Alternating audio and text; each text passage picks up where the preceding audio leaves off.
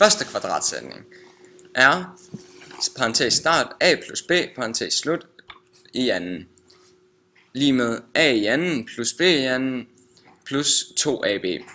Og så starter jeg med at sige parentes start a plus b parentes slut i anden.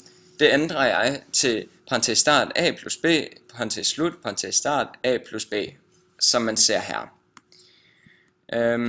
Og det ændrer, og så regner jeg det her ud ved at sige a gange a, som giver a i anden, a gange b, som giver ab, og så b gange a, det giver ab, og b gange b, det giver b i anden. Og ja, det er plus, fordi ja, alt er positivt. Og så vil jeg regne det her ud, og der siger jeg a i anden, det kan jeg ikke gøre noget ved, så der skriver jeg bare a i anden og b i anden. Det kan jeg heller ikke gøre noget ved. Og så jeg kan plus AB og AB sammen, og det giver 2AB.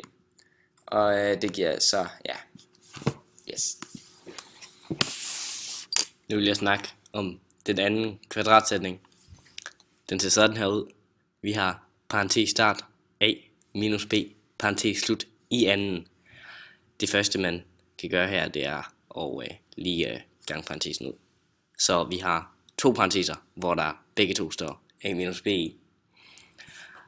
Når vi så skal gange dem ud, så gør vi ligesom i den første, vi tager a gange a, a i anden, a gange minus b, det giver minus ab. Så har vi minus b gange a, det giver også minus ab. Og så har vi minus b gange minus b, som giver plus b i anden. Fordi at minus gange minus giver plus. Meget fedt. Så har vi så her til slut a i anden plus b i anden minus 2ab, når den er helt reduceret, og det er den anden kvadratsætning.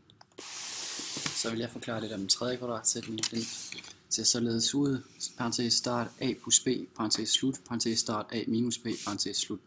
Det første man kan gøre, det er at gange a med a, så får vi a i anden, a gange b, så får vi minus ab, så b gange a, så har vi plus ab, og b gange b, så har vi minus b i anden.